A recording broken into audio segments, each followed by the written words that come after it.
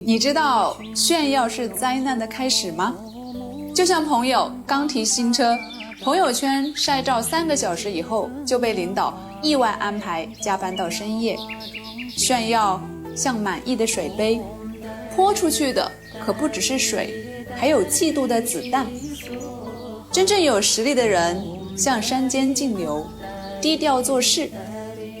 下次你想晒新包新表的时候，先问问自己，你准备接住多少羡慕嫉妒恨的子弹？快来评论区晒晒你见过的炫耀翻车现场吧。